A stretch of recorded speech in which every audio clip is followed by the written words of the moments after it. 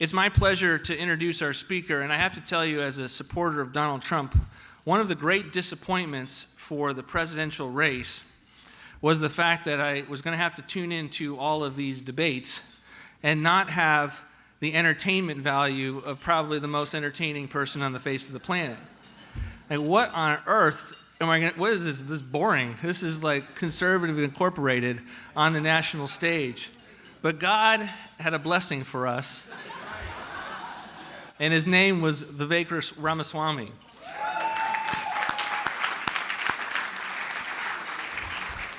Obviously, you know him as the entrepreneur. Obviously, you know him as the leader. Obviously, you know him as the author of Woke Incorporated. He wrote that book before the critical race theory raged. He saw it from the inside. I have read it. I commend it to you. He has been, I think, the best way that I would describe him, because the things that he talks about tracks completely with our agenda, is he's a walking, talking, Overton window moving person. He just says stuff, and the Overton window shifts because of the fact of his passion, his credibility, and his ability to articulate the American people. When we have individuals like Vivek on our side, I am very confident that we are going to be able to convince the American people that we are on their side, that we have the issues and the agenda to save the country, and ultimately, that is because we are able to communicate our values. So we are pumped that he is here. Give a warm CRA welcome to Vivek Ramaswamy.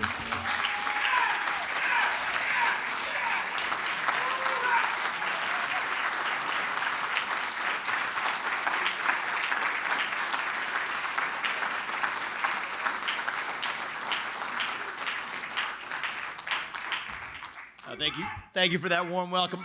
Love you back. Thank you, guys. I appreciate the warm welcome, and I'm not sure I can accept all of that kind praise, but whatever it is, we each have an obligation right now to do our part for this country. Russ, you're doing yours, and people like you give me inspiration to do mine. So thank you. Another round of applause for Russ Vogt and all he's done for this great nation. Thank you. Thank you. So I don't believe in peddling fake optimism. And I'm not going to be the guy who walks in here and tells you that it is morning in America, because it's not. I believe it can be, but it's not right now. I also don't believe in being a blithe cheerleader for the Republican Party because that's what we're supposed to do. We're going to ask ourselves what we actually stand for. You think about this as, yes, I want Donald Trump to be the next president because I think he's going to stand for the American ideals of this country, not because he has an R after his name. Right now, we find ourselves in a moment where our Republican leadership is forking over more money to Ukraine than they're using to protect our own southern border in this country. That's unacceptable. We have a Republican leadership in this country that complains. They'll go on Fox News in a heartbeat to complain about the weaponization of government, see who can get the best primetime slot and use the same talking points that run the ranks of the party, while voting for not a reauthorization of FISA 702. It's not a reauthorization, but a dramatic expansion of the tools that enable that very weaponization of government. You can't believe both of those two things at the same time. You have a Republican Party that is, I think, complicit with the Democratic Party in the overgrowth of the administrative state, the bureaucratic state that is the true enemy within that we have to conquer. So, no, I'm not going to be a cheerleader for the Republican Party, and no, I'm not going to be a fake optimist. But I do think that once you see the truth, as ugly as that might be, that is our path to liberation. That 2022 red wave that never came. Wonder why that is, right? They blame Donald Trump, they blamed abortion, they'll blame a lot of other factors that I don't think had to do with the heart of the matter. I think here's what it was. I think we as in this case, Republican Party, you could say it for the conservative movement, have grown lazy, actually, by just defining ourselves in opposition to the other. The radical Biden agenda. I was almost sick of hearing it, right? You could sit here criticizing Joe Biden all day long. I've done plenty of it myself. That means nothing unless we have an alternative vision of what we actually stand for. And that's what we've been missing in our movement. What do we stand for as Republicans, as conservatives, as Americans? Right? To put America first we have to rediscover what America is. That's where we are right now. We are in a 1776 moment in this country. I was talking to a fellow America First patriot, one of the few minds who I sometimes talk with, who pushes me on my own thinking. He's asked a question. He said, look, I'm not sure if it's America First policy or not to support an American company that's propping up BLM than it is to say that we give equal competition to a foreign company that adopts neutral principles in the United States. Which of those is the America First policy? And these are challenging questions for us to look ourselves in the mirror and ask ourselves. It's not about Republican versus Democrat or black versus white or man versus woman, gay versus straight. These are the things the media will teach you to believe. The real question in this country is, do you believe in the founding ideals of this nation or don't you? Do you believe in merit or do you believe in group quotas? Do you believe in free speech or do you believe in censorship? Do you believe in American exceptionalism or do you believe in American apologism, in apologizing for who we are? And I call that a war. We are in the middle of a war in this country, and I do not use that word lightly. War is one of these things that speaks itself into existence, and we got to be careful. We were just having a discussion at the table. Remind me your first name again, sir. Ben. Yeah, but Ben was you give me a longer first name, but Ben. We'll call you Ben. Ben was challenging me. Do you think we're in 1776 or do you think we're in 1865? From the other side of our table, he said, I think it might be 1860. We live in an extraordinary moment, and I call this a war because there's no middle ground here, right? Either you believe in the founding ideals of this country or you don't. And part of the reason I call it a war is now we no longer settle those differences. Certainly the other side has thrown the gambit on the table to say we don't settle those differences through free speech and open debate. We settle it through the use of force. And so in my opening remarks before Russ and I have a conversation here that'll dive deeper, I basically want to do two things. I want to define two words we often use, but to actually ask ourselves what we mean by it when we say these words. The first is this term of weaponization. It's become popular in our parlance. You turn on Fox News on a given evening or a conservative podcast, that's something that's trending as a term on the internet, the weaponization of government. What does that actually mean? What do we mean when we say weaponization? Because that's what puts us in a war. You've weaponized the tools of institutional power to say that I'm going to settle my dispute with you not through open debate, but through force. But what does weaponization actually mean? I think it means we take an institution that was previously supposed to be neutral, financial markets, corporate America, the administrative state, to the extent the limited component of it that should exist is supposed to be neutral, and it becomes weaponized to advance partisan political goals. That's what weaponization refers to. Now, there's two kinds of weaponization going on in this country, and you got to see both with clear eyes. The first is a weaponization of the private sector like we haven't seen in American history. There's two forms of this. One is in the realm of communications, internet companies and broader communications, where you have government actors that now have been revealed to be using their government force to get private actors like internet companies, Google, Meta, Facebook. You go straight down the list. Private actors to do through the back door, censor speech through the back door that the government could not itself censor under the Constitution. I view that as illegal behavior. If it's state action in disguise, the Constitution still applies, but it has not been treated as such. That's one form of weaponization. The other sector that's been weaponized is our financial services sector.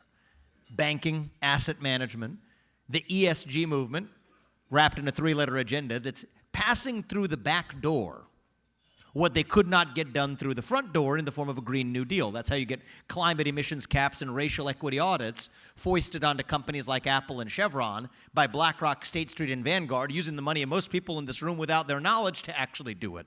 That's the first type of weaponization, is private sector weaponization. The government now turning to private sector actors doing what the government couldn't on its own. It's like a waterfall. I'm a visual person. That's the way I see it, a waterfall of political accountability. What our founding fathers saw was it's Congress that's supposed to pass the laws, but instead Congress got lazy and kicked it out to three-letter agencies, SEC, FTC, FDA, FBI, God knows what, EPA, the alphabet soup, which has now delegated that effective backdoor lawmaking authority to a new alphabet soup, MSFT, GOOG, FB, and so on. So that's, I think, the first way in which we have seen a weaponization of institutions. It's corporate America that has been weaponized by our own administrative state. And the right answer there is we need competition to actually deliver solutions. That's why I think it's productive that Elon Musk actually acquired Twitter, turned it into X, and actually brings free speech to the marketplace when otherwise now Facebook and Google are now starting to have to compete with that competitor. It's part of what I did when I founded Strive, which is an asset manager that competes now directly against BlackRock, State Street, and Vanguard, standing for capitalist principles without apologizing for it, rather than social and political agendas from the left. So that's one type of weaponization. That's distinct from the weaponization of the agencies themselves. The FBI, ATF, CDC, U.S. Department of Education, the three-letter agencies in the federal government. And here the solution looks different. You can't have a competitor because you only have one federal government in the United States. So far, we're still one nation. But the right answer here, and this is where we have to look ourselves in the mirror as a conservative movement, as an America First movement, and ask ourselves how willing we are to solve that problem. You got the DOJ going after people based on their political belief. The left will complain. 200 years ago, people used to be prosecuted on the basis of their skin color, to now they're being prosecuted on the basis of their political belief. And it was wrong then as it's wrong now. How do you fix that problem? There are many conservatives, many Republicans, who believe in the idea of incremental reform. The problem is Christopher Wray on that soporific debate stage. At times you would have people look into the camera and say, "Fire Christopher Wray," and then pause and wait for an applause line like you're supposed to deliver it, as if James Comey 2.0 isn't going to be waiting in the wings to take the seat. You cannot tame that beast. If we want to get serious about actually addressing the weaponization of the government agencies themselves, we have to get serious about actually shutting them down. Mass reductions in the headcount and regulatory force of the federal government. I often say we're now, President Trump talks about this, and I agree with him on it. We will have the largest mass deportation in American history of illegals out of the United States of America. And that makes all the sense in the world. If you've had the largest influx of illegal migrants into this country in American history, it should be obvious that we should have the largest mass deportation in American history. But what I often say is don't forget about the second mass deportation that we need in this country. Mass deportation number 2. We need a mass deportation of 3 million federal bureaucrats out of Washington, D.C. That's the second mass deportation that we require in this country as well. This is how you get our country back. West Virginia versus EPA was the most important Supreme Court case of our lifetime. And if those EPA regulations were unconstitutional for the coal industry, that means quite literally most FDA, SEC, FTC, EPA regulations are unconstitutional today. We have to have the power to actually exercise executive authority to rescind them. And it'll be people like Russ that actually implement the plumbing of that to make it happen. But this is not the stuff of incremental reform. And this is the moment for choosing, the real moment for choosing for our conservative movement. Do you believe in incremental reform, or do you believe in revolution? I stand for revolution because we live in a 1776 moment today. And that brings me to the second term I wanted to define before our conversation that we'll have to continue this. Weaponization of government. We hear about that a lot. The other thing we hear a lot about, and this should make us uncomfortable a little bit. America first. What does it mean, actually? I said it at the beginning, I'll say it again. To put America first, we have to rediscover what America is. So what does it mean to be an America first patriot today? I think it basically means two things that you believe in. You believe in the founding ideals of this country, but let me distill those to two basic founding ideals that apply whether you are black or white or Democrat or Republican. I don't care. These are basic rules of the road that are at stake not only in this year's election, but are at stake in the future existence of our country. The first is this. The people who we elect to run the government ought to be the ones who actually run the government. Not the shadow government that's pulling the strings in that D.C. bureaucracy today. Want to get serious about this? Shut down government agencies that shouldn't exist. Fire large numbers, not small numbers, but large numbers of federal bureaucrats. 8-year term limits for many of the positions to say if a U.S. president can't work for you all for more than 8 years, which I think is a good thing, neither should many of the federal bureaucrats reporting in to that U.S. president either. These are basic tools that are not partisan in nature, but that restore what our founding fathers would recognize as a 3-branch constitutional republic, a country with 3 co-equal branches, not a 4th administrative state. That's the first basic principle of what it means to be part of our movement, is the people who we elect to run the government are the ones who actually run the government. And that brings me to number 2.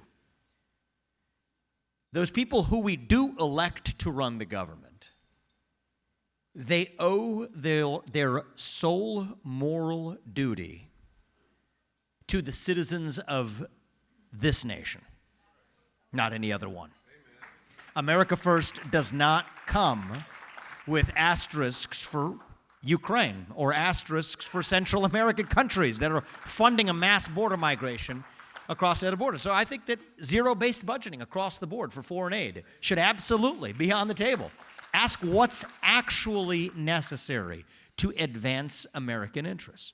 And I think it's unconscionable right now that we have, frankly, a bipartisan consensus. And one of the things I've found is the worst ideas in Washington, D.C. often tend to be the bipartisan ones.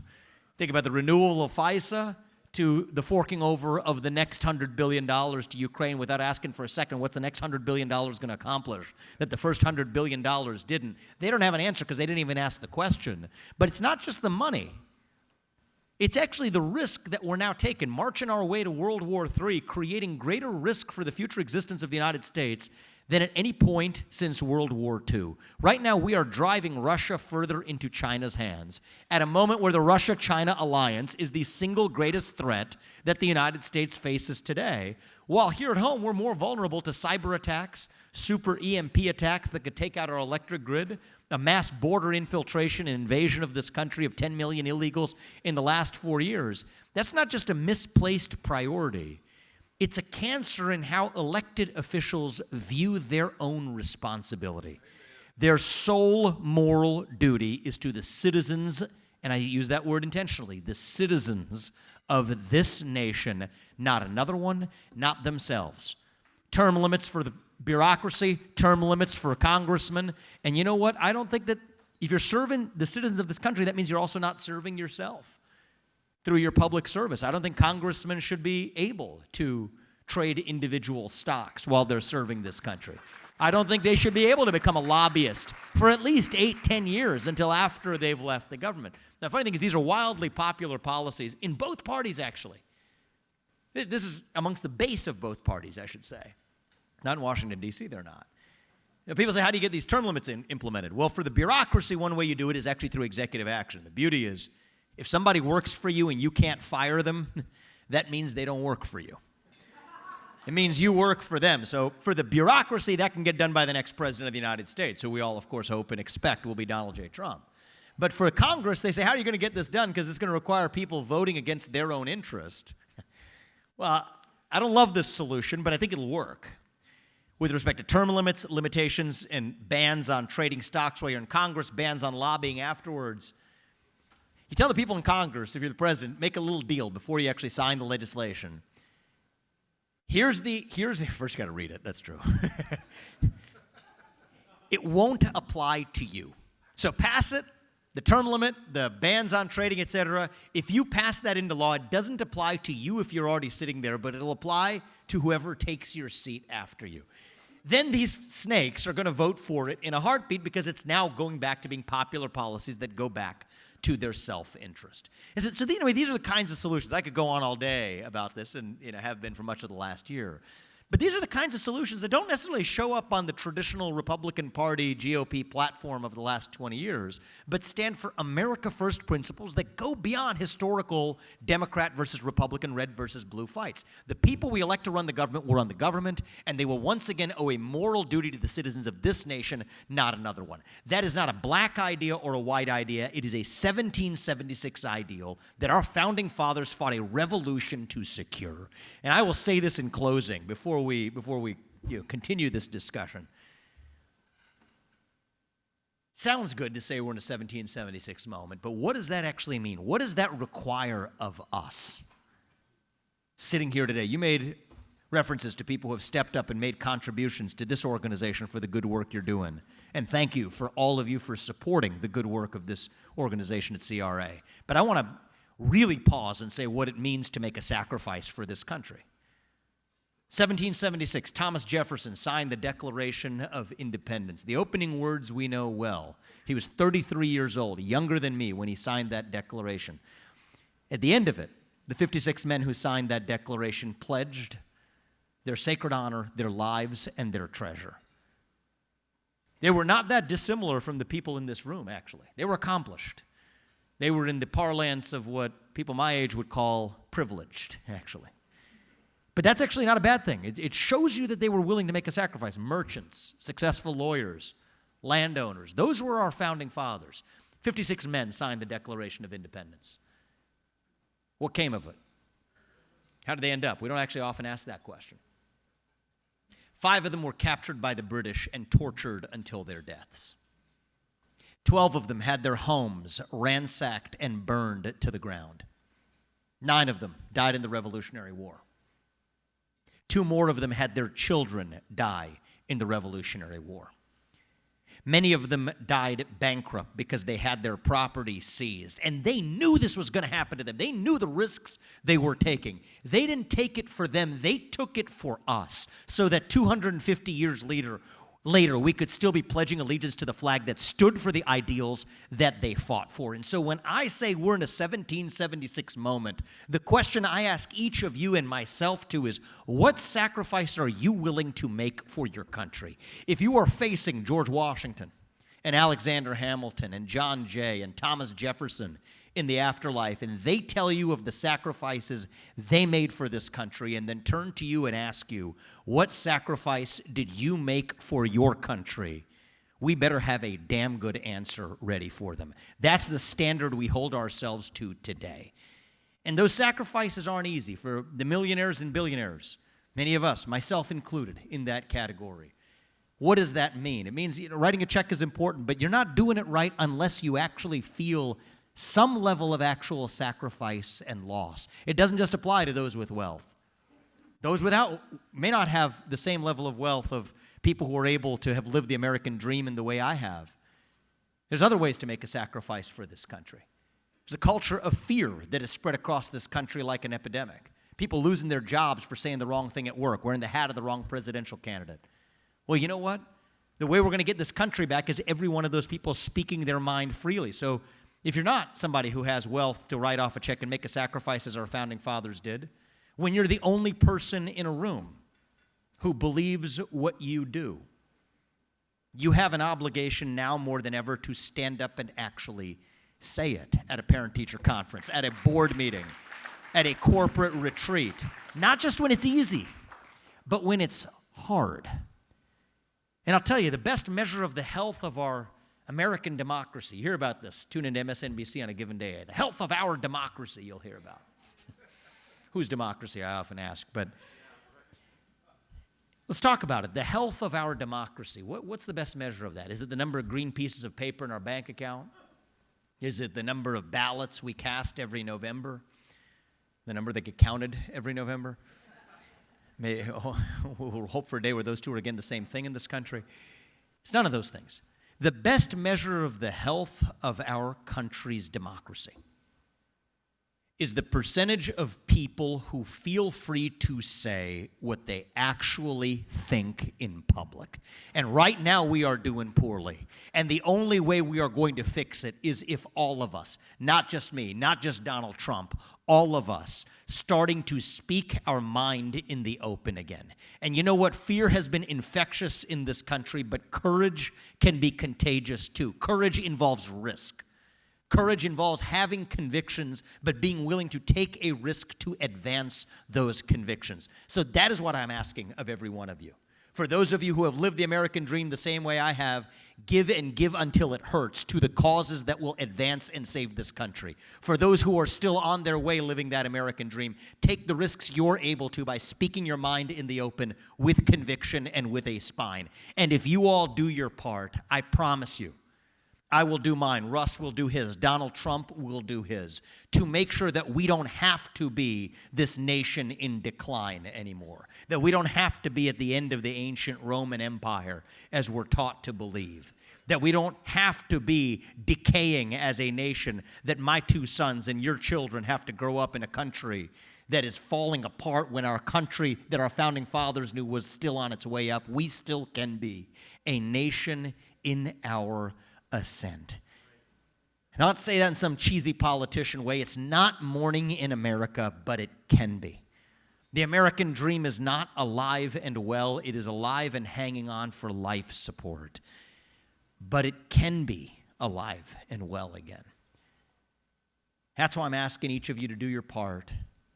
And if you do, we will still look our kids in the eye. I will look my two sons in the eye and tell them and mean it, that the United States of America is still the nation where no matter who you are or where your parents came from or what your skin color is, that you will still get ahead in this country with your own hard work, your own commitment, your own dedication, and that you know what? You are free to speak your mind at every step of the way.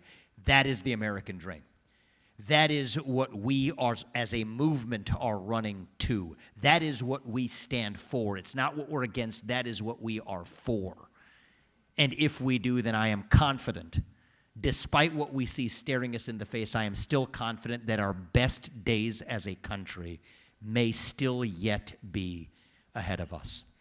Thank you for coming out today, guys. God bless you and your families, and may God bless our United States of America. We will not stop until we get this job done. Looking forward to continuing the conversation. Thank you. Thank you.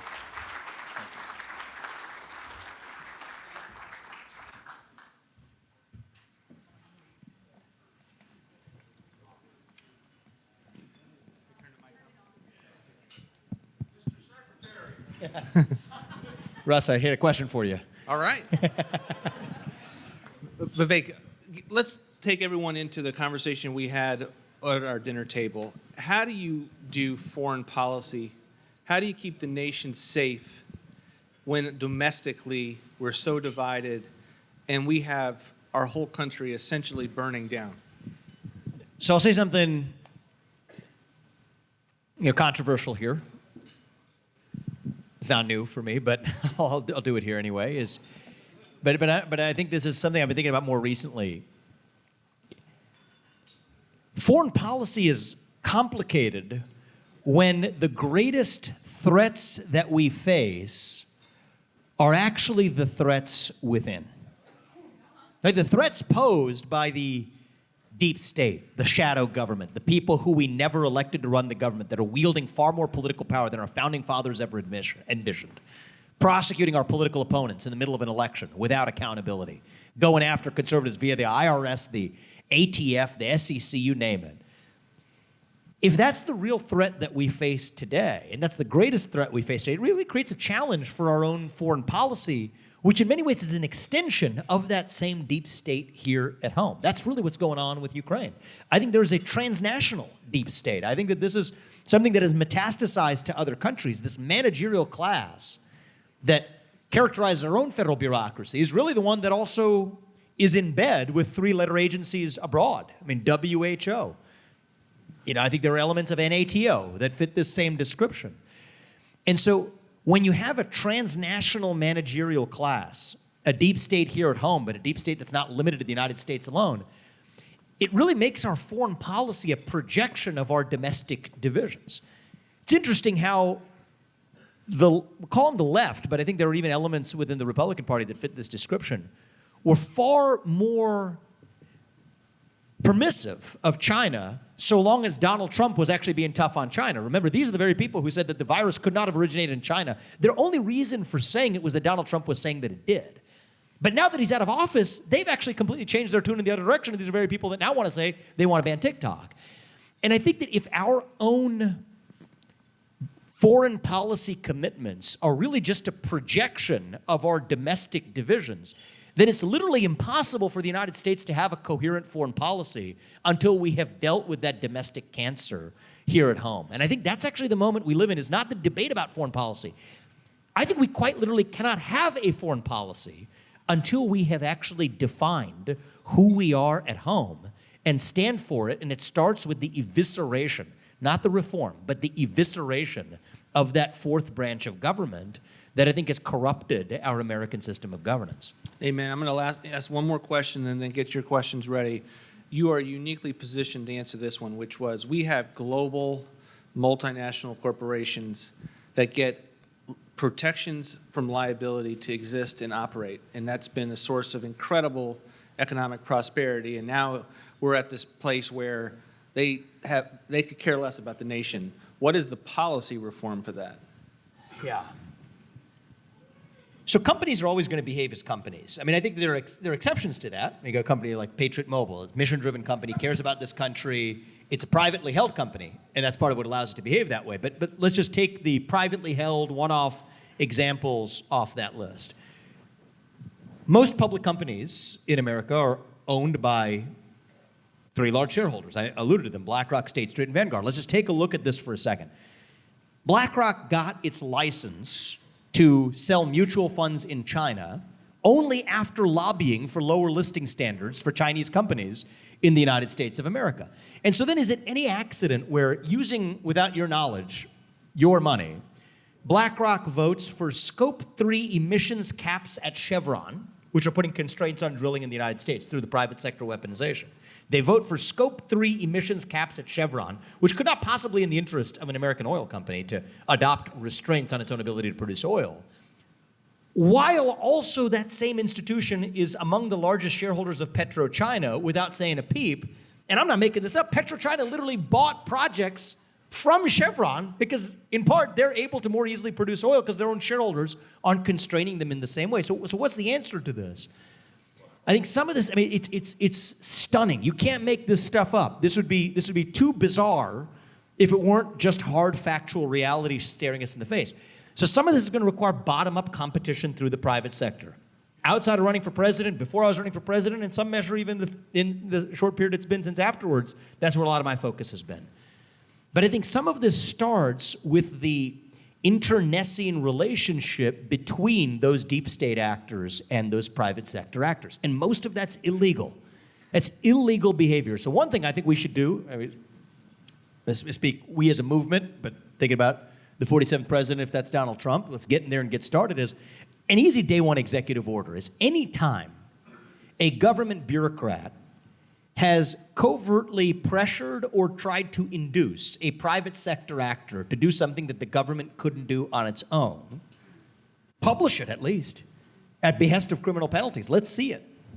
Roll that log over and see what crawls out. It's not going to be pretty, but at least we get to see it. We saw it at one company, actually. When Elon Musk took over Twitter, he released the Twitter files, right? That's one company, and you saw how much pressure the government had exerted on this one company to censor not general patterns of speech, but to say this individual has been critical of the U.S. government.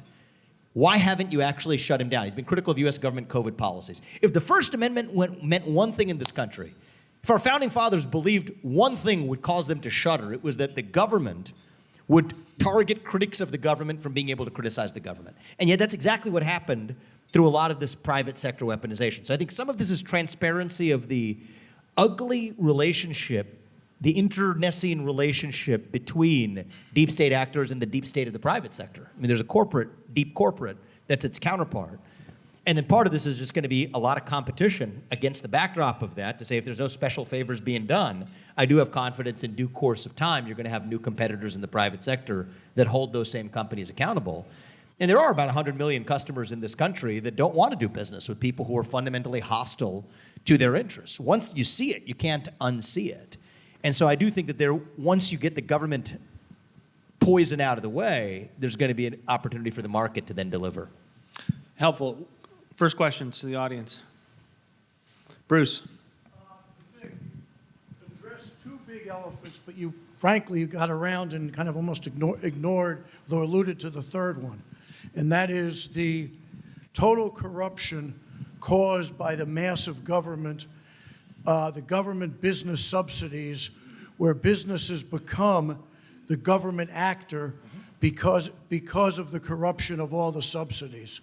Amen. Like oil companies engaged in carbon sequestration, which is 100% fraud.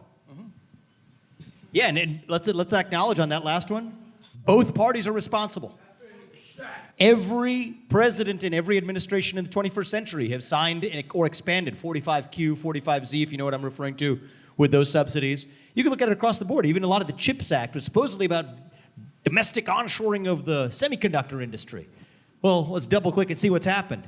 Actually, that very statute included the National Science Foundation's racial equity characterizations. That has nothing to do with the chips industry in the United States. And many of the hiring restraints that came as strings attached to that money are causing some of those same firms to build their production plants abroad using U.S. taxpayer money to juice their actual ability to do it. They'll say they weren't using the U.S. taxpayer money to do it, but money is fungible. So if they're getting free money from the U.S. government, bare minimum check the box here, apply DEI constraints that stop them from hiring the best talent, they're going actually abroad to other places where they can hire the very best. And so my view is capitalism and democracy, we don't need them to share the same bed. And you have both parties pushing for this. Stakeholder capitalism, that's what it's all about. But you'll think about public-private partnerships. A lot of Republicans will cheer for that. We don't need democracy and capitalism to share the same bed. What we really need is a clean divorce. Right? Let companies be companies and let the people who govern stand for the citizens of this country. And so I'm in wholehearted agreement with you there. Nancy Bruce.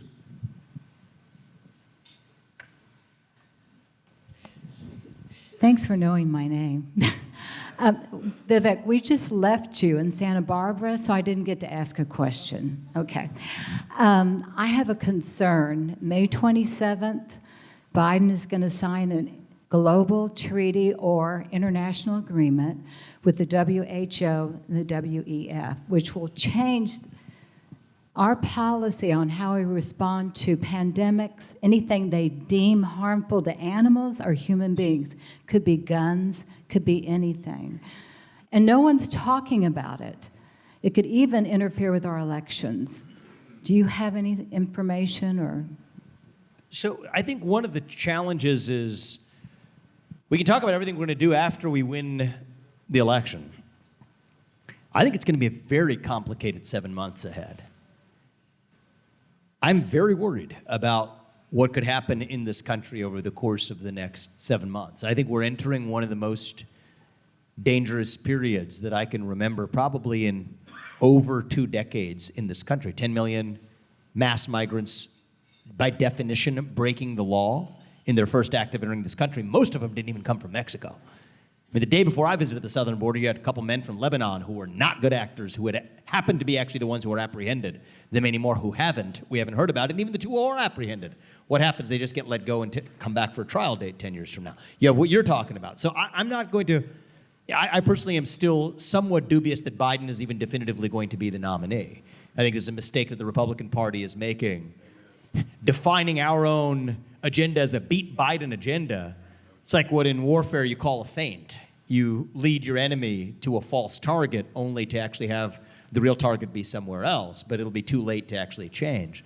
So I'm not God, I'm no prophet, and I presume nobody else in this room is either. We don't know how that's going to play out, but I think the best we can do is, at the very least, have a really clear-eyed sense of what we stand for. What are the core principles that guide us? It's things like what I said, the people we elect to run the government, not multinational, transnational, or deep state bureaucrats right here. And we will stand for that and call that out as we see it. Our moral duties to the citizens of this country, be unsparing and scathing when necessary of our criticism of our own party for allowing the kind of atrocious behaviors we're allowing to see even now, how we're subsidizing Ukraine abroad. I think one of the things that we should adopt as a party plank here is whether it's a 3-letter agency here that shouldn't exist, U.S. Department of Education, you could go ATF, you could go straight down the list. 3-letter agencies abroad should not be funded either if they're hostile to U.S. interests. WHO, WEF. These are international 3-letter agencies that are also hostile to our own interests.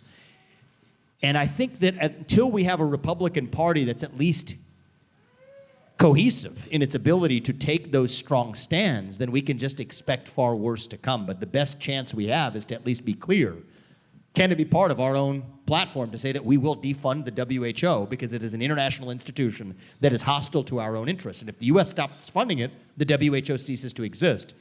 At the very least, we have to be prepared to adopt those positions with clarity. And if not, we get what we deserve. It's sort of like what Thomas Jefferson said. He said, the government you elect is the government you deserve.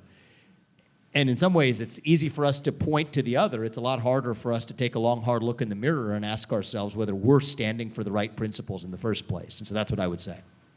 Let me just also add there, 2 years ago, before Brazil basically delayed this activity at the World Health Organization an earlier round, we put out model legislation for states to take action to ensure that they would be protected from any World Health Organization treaty. Because the way this isn't going to work, it's not going to be like there is a direct line of authority between the treaty and World Health Organization and us, right? The way it works is, in fact, elites share a worldview. This is what we think of the science, this is what we think should occur, and then they make recommendations, and then governors and their state CDC directors, their public health directors, then incorporate that. So our model legislation basically says, you are not allowed, Governor, to lock down and take any of the steps that you took earlier unless you have the buy-in for your legislature. So I've heard a number of folks bring up this issue. It's a very good check to us to make sure we're circulating it to all of the state coalitions to make sure that model legislation is up and out there. And I will also say that the executive order to defund the World Health Organization is written. That one's done. Yes, ma'am. I'm really concerned about the pipeline of K-12 education, which is essentially polluted waters at this point. A lot of inroads are being made to take over school boards, but that's going to take a decade to bear any fruit at all. Even people who put their kids through Christian educations or homeschool, by the time you pass them off to colleges, sometimes they're being brainwashed. They're literally a Marxist training ground in higher education. So how do the conservatives get a foothold, one, in K-12, so we're not raising an army, a red army, but in the world of guaranteed student loans for these Marxist higher education centers, how do we gain ground and restore some of the founding principles in education? So I don't mean to be a broken record on solutions here, but I do think it's a great exercise in how a lot of problems point back to the same solution. It starts with that deep state in the federal bureaucracy. This is surprising that you would think about for local education, right? A lot of this starts with the head of the snake, the US Department of Education. $80 billion of our taxpayer money funneled through a federal bureaucracy that then puts ideological strings attached to the money they give out. And actually on 2 counts, not just for K through 12 education, but even subsidizing college education. Disproportionately, to be a 4-year gender studies major in California didn't really get you a head start on the American dream anyway, versus 1-year or 2-year vocational programs that did not benefit from the same level of subsidy. You get exactly what you incentivize. So what's the right answer there?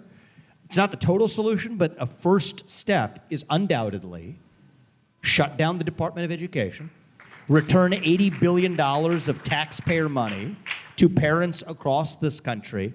And then I would go further than just school choice. I go to school choice on steroids, which is, here's a fun fact in this country. A lot of people, it was eye-opening for me. I wasn't aware of it when I learned it. A lot of people aren't aware of it today, is 90% of the time, if you're switching your kid from a worse performing school to a better performing school, you are switching them to a school that spends less money per student. That's mind-boggling. Not that it's the same money per student and they did perform better. Less money per student. So I think that if you're a parent who's switching your kid from a worse performing school to a better performing school, say from $20,000 a year to $10,000 a year, you should be able to take half the difference, that $5,000, half the difference with you. As a side note, compound that in just a standard investment account, that kid's going to graduate with a 6-figure graduation gift when he graduates. It's not even close, which is a better use of money. But it also holds our system accountable. And the catalyst that could start the whole thing is shutting down the Department of Education and sending that money back to the states and the people to start that domino effect.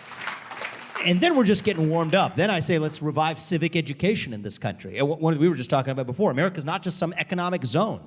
We're a country founded on an exceptional set of principles that form the backbone of the greatest nation known to human history.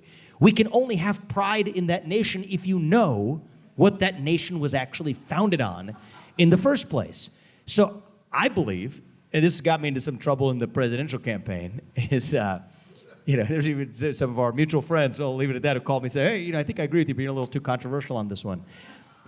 But but then again, I only got 8% of the Iowa caucus, so maybe they had a point. But one of the things that I stand by is, I think every high school senior who graduates from high school should have to pass the same civics test that every immigrant has to pass before they can vote in this country.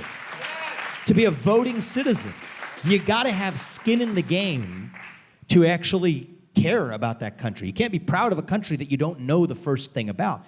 When I was in Iowa, there was a 10-year-old girl who came to me at the end of one of our events she had a big packet, she had a handwritten note. I'm like, okay. She's like, I've got something for you. I said, okay. It's a handwritten note that explains she saw the controversy that this generated. It was the latest thing the left called the new Jim Crow, was this proposal. And she says, I just want you to know I'm a 10-year-old student. I took the 100 questions in the current civics test required of immigrants. 60% is a passing score. I'm 10 years old and I scored 100 out of 100. Right? So if I can do it, every high school senior should be able to as well. She's homeschooled, which is actually the saddest indictment of the public education system that we could possibly have. And so that, I think, is the beginning of a revival. Is it a Band-Aid solution? Is it an instant cure? It's not. But so many of the poisons trace themselves back to that administrative state. You've been there. You've seen the belly of the beast. And the beauty of electing a president is that problem can be fixed without generally asking Congress for much of permission or for forgiveness. And if we've gone back to restoring a constitutional republic with 3 branches and not 4, we don't have to do what we're not asked to do what our founding fathers did. They had to really get it right the first time around. We don't need to rewrite a constitution. All we need to do is actually follow the one that they gave us. And so if they could do the hard work of actually putting that together in 1789 and starting an experiment that nobody knew would work, but formed the backbone of the greatest nation in nearly 250 years that Earth has known, by following those principles, all we have to do is revive those same principles. And I think if we do, then a lot of our challenges from foreign policy to domestic, from education to economic, become that much simpler. And we have an opportunity in the next 9 months, between now and November and now January. I know you're thinking past November to January, and that's important. But between now and next January, we have probably the best and, dare I say, last opportunity we will have as a country to get this right. If these kids sitting right here are in high school before we get this right, I don't think we have a country left. That's the time horizon we're working with. And as a father of 2 sons myself, that's what moves me to do what I do. It's what moved me to run for president. I never imagined that I was actually going to take that track. But I do not think we're working with a lot of time here. And so this is our moment to get it right. Now, on the other side of it, either we will have a country stronger, like a bone heals stronger after it's been broken. That's the country we can be, or we will not have a nation left. Those are the stakes. And that's why I repeat what I said before. I'm asking every one of you, whatever that sacrifice is you're able to make. You're already making it by supporting CRA, but dig deep. Whatever it is, financial, non-financial, if you're not taking some level of risk, you're not doing it right. And the inheritance I think I speak for everybody in this room when I say this, the inheritance we want to give our kids, the kids who are going through that educational system, isn't just a bunch of green pieces of paper. We want to give them a country that they can inherit that is actually greater than the one we grew up in. And it is up to us in this moment to pass that on to them, or else we deserve what we get. Vivek, thank you very much for being here. Thank you. We appreciate it. Thank you. Thank you all. Thank you.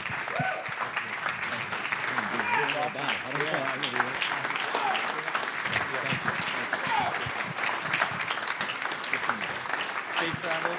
Thank you. Yeah. Brief housekeeping. We have tomorrow morning, the members that could not be here will be on the Zoom to close us out with both the immediate fight that will eventually help to lead to long-term victory. So we will see you for breakfast. Off the top of my head, I don't know which time it is, but Molly, yell it. 9 a.m. for breakfast, and we will see you then. Okay? Bye.